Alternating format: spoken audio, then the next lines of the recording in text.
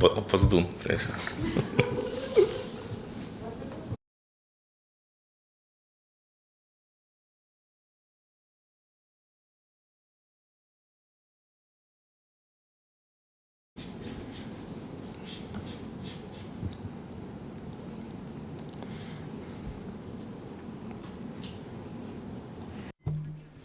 It's September 20, Ukraine Media Center Ukraine Forum continues its operation, and my name is Svetlana Cheparenko.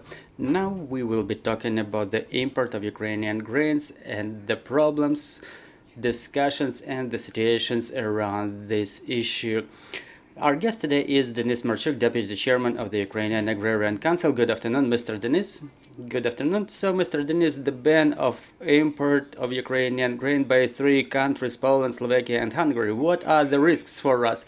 The situation is not new. The situation was predicted because this problem was faced by us starting from the month of April, and 5 months we were spending in negotiation process with our partners, starting with European Commission and ending with the representatives of the governments of Poland, Slovakia, Hungary, Romania, and other countries. We had at least 1 meeting per week to rectify this issue, but the situation got complicated because de facto, I'm reminding you, the ban started in April, and the Euro, when after the decision of Euro Commission, when the ban started, the temporary ban started on the 2nd of May, it got a mass nature, and this ban was about to be ended on the 15th of September, and Euro Commission has complied with its obligations. But we're observing certain demarche on part of 3 countries of the Eastern Europe, Slovakia, Hungary, and Poland, who by their unanimous decision unilateral decision of their governments extended the ban for indefinite periods. Specifically, I'm talking about Poland, who see this issue as the issue of economic and political nature. And if we analyze the situation Ukraine ended up to, we see 2 ways of cooperation. First is the political cooperation. There are elections coming in all of the countries, all of 3 countries, Slovakia and Poland, shortly, and in Hungary a little bit later. And the closer is the elections date, the bigger the issue grows. The Poland raises the stakes in negotiations in context of Euro integration of Ukraine. The issue of grain becomes not only the issue of ban of grains import, but it may grow into one of the key problems on the way of Euro integration of Ukraine. And another thing is economic bloc, which is related to the fact that Poland, Slovakia, Bulgaria, Hungary, and Romania, when the process has started, were focused on getting some system of economic support, like some subsidies for their commodity producers. And on the other hand, the absence of Ukrainian food. In the absence of Ukrainian food, they were hoping for the growth of grain prices, and they would be able to sell their produce at higher prices. But starting with the invasion of Russian Federation of Ukraine, the prices had grown about 30%, and this is what they were hoping to see in year 2023. But thanks to the opportunity of export through grain corridor and through the Danube waterways, the prices in the world have stabilized a little bit. But what's important, it did not influence on any minuses for those countries. Yeah, there was a period when they were making a little bit more, but the prices were not falling below the level of year 2021, so they demonstrate quite a good dynamics. There is a good price for their grain. Even the analysts of Kyiv Institute of Economics corroborate this statement. And when they say that the the supplies of Ukrainian grain resulted in falling of prices is just a political slogan for them. Well, for us, it's important to achieve our interest. The first negotiations were in April-May, and we agreed to the long-term ban of our imports, and now we act as partners with understanding that probably there are some political complications, and to find the way out we propose to continue the import on the condition of licensing in the territory of Ukraine. So those companies, those traders who will make the shipments of grain or oil crops will be licensed through Ministry of Agrarian Policy or Ministry of Economy. Those data will be agreed with the European Commission and the quotas will be allocated. It's a reasonable practice that Ukraine agrees to, but again, I want to emphasize that is the additional burden on the Ukrainian commodity producers because the logistics will be delayed, but they require additional document, additional processing time. But to find the way out of this food and political crisis, we are ready to do that. Still, we are hearing accusations that Ukrainian food is of low quality. We see that the number of goods falling under that ban is expanding. So now we don't only talk about wheat, sunflower, ripe and other products. Now Poland is talking about the fodder and more products, and the Hungary expands the range of products up to 20 items. So this political demarche on part of those countries, it plays in favor of one country, the aggressor country, who now find this opportunity to manage the circulation of vessels in the Black Sea. So inconsistency of the land lines for Ukraine will result in benefit for Russian Federation, which we really do not want. The lawsuit submitted to WTO by Ukraine, is it a part of negotiations process? What is its goal and what are the results that we expect? Well, I would like it to be commented directly by the representatives of the Cabinet of Ministers of Ukraine. They have more information about that, about what they can count on in the context of this lawsuit. What I want to emphasize, there is no arrogance in this or attempt to inflict any economic damage, because it's a global practice which is present in the Eurozone.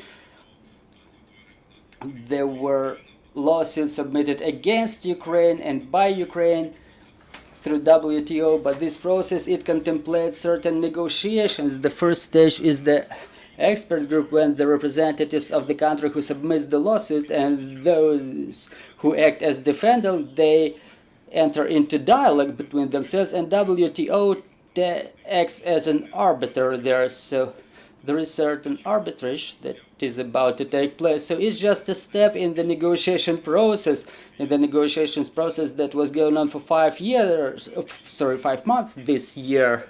So let's not jeopardize the situation, because by Russia it's presented in the media as the fact that Ukraine is quarreling with its partners, but in fact in Eurozone there are a lot of disputable issues among the partners. So we work strategically, we know what and whom we're fighting. We're fighting Russian aggression, but there are certain economic issues that every party should stand for. It's a normal practice for us as a country that is waging the war, as a country that within a year and a half sells its products below the market prices. The possibility to, or the option to lose the export is very problematic. And now that we cannot export our produce to 5 countries, we are losing 170 million euro on a monthly basis. And until the end of this year, under conditions like this, we can lose 600 more. And given the necessity to support our armed forces, that is a huge amount of money that we really count us. For us as a country, Well, I'm not going to say on behalf of the country, but on behalf of the agrarians, we don't enter into any disputes with our Polish colleagues, but we should base our cooperation on the foundation of parity. Our partners should not create obstacles for transit of our agrarian produce, because the transit was going on even after the ban of imports, but now in Poland they start creating obstacles for our transit. There were situations when in communication with our partners we asked to suspend the phytosanitary control at the checkposts, but rather to focus them at the destination of the produce. Some countries agreed to this, and only Poland did not agree to this without any explanation. So it's important for us to agree strategically the transit, because the figures I've given to you, they are important but are not of key nature. The key figures are those that represent the proceeds from the export of a countries to the export of a produce to the third countries. So when can we expect the degree of tension to fall down after the election process into those countries that you've mentioned? Well, we were expecting the tension to get lower after the meeting of the presidents during the General Assembly of the United Nations, but the meeting has not happened, but we hope it will, and there will be negotiations on the level of the leaders of two countries, but I think that the most of analysts and experts agree that the degree of tension will fall after the elections process is over in Poland and Slovakia. So I hope by the end of the year 2023 we will be remembering it as just a minor issue, and we start working consistently and strategically. Talking about the grain corridor, a couple of vessels have left the port of Chernomorsk.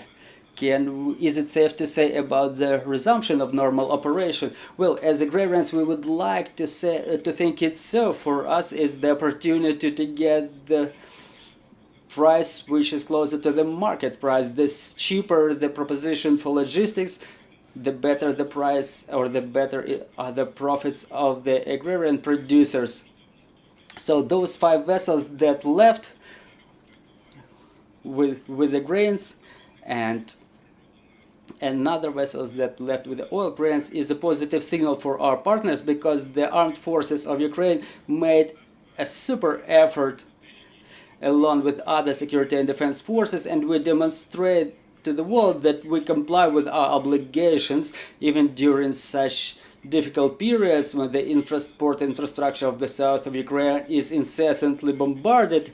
And now the question is how to make this route more safe in the territorial waters of Ukraine, because I think Russia will not resort to any provocations in the Black Sea, thanks to the armed forces of Ukraine, who created parity in the Black Sea without giving Russia the opportunity to feel themselves a master in the Black Sea basins. But we need to think about protection of the ports of Danube, and I think this is what the president was discussing with the leaders of other countries from whom we expect the new supplies of weapons. And if the situation develops like this, the following, or I would say more vessels will be freighted, and we will be able to use the ports of Odessa region at least to 30% of its capacity, and export of at least 500,000 tons per month would be a very good signal again.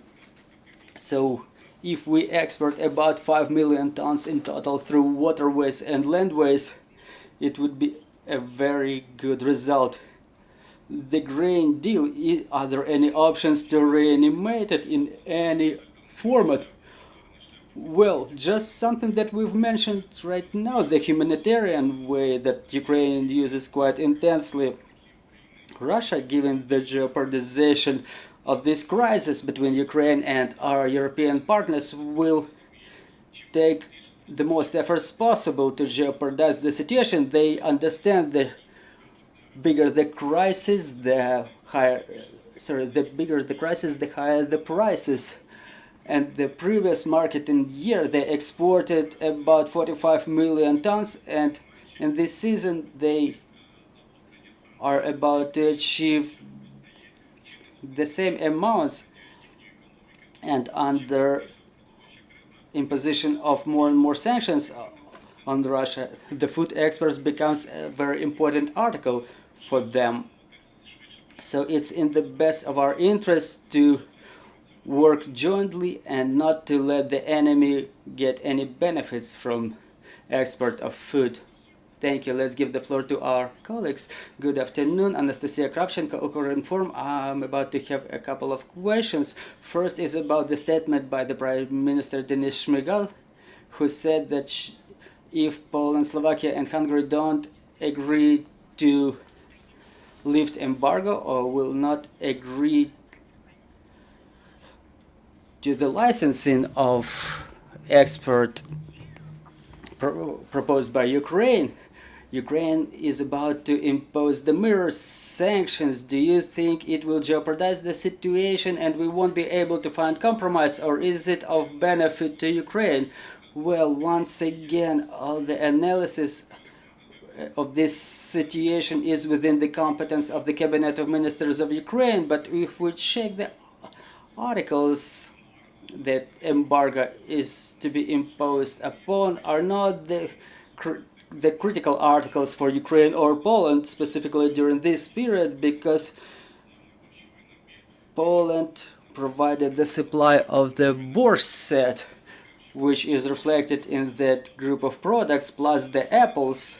So I don't think it has some critical nature, but it's one of the ways to demonstrate that Ukraine can also defend their commodity producers, and is the indicator of the fact that those violations Poland has resorted to are not of benefit to our partners' relations. So additionally, to sit at the negotiations table, such things may happen, and I cannot even exclude that embargo will be not only for the food groups but other groups of products which are economically beneficial for Poland, and it will stimulate them to be more agreeable for communication between our countries. And another question, the information has just emerged that it turned out in Poland that Ukrainian grain is contaminated or is of low quality. So is it real that Ukrainian grain can be of lower quality than Slovakian or Polish, or is it just an individual case? The reason I'm asking is because there are statements made by the Western partners that Ukraine produces the grain under different conditions that the European Union does because our requirements and standards are more loyal or something like that. Is it true? Well, within the framework of Euro integration, Ukraine has undertaken certain obligations, including those related to growing and harvesting of the grain crops. And now that the grain export is one of the key articles of the export of Ukraine, exporting of low quality grain, would result in negative aspects that would in their turn result in cessation of any contracts with Ukraine. Before the full-scale invasion, Ukraine exported 60 million tons on an annual basis to all corners of the world. There were no statements like this within that period. And do you remember the first time such statements emerged? It was in Slovakia. They were saying a couple of tons were of low quality, but given the millions of tons of exports, if there are a couple of tons of low quality, well, there could be some error, but something that the politicians try to impose in this aspect, it may infringe our reputation as the exporter. But the world that buys Ukrainian products, they know that Ukrainian food complies with all the standards of Bulgaria, Romania, Poland, Slovakia, and all the members of European Union who buy Ukrainian products, and 22 countries of Eurozone voted against extension of the ban of Ukrainian exports of Ukrainian corn and wheat that they procure and buy for the cattle industry and bakery industry.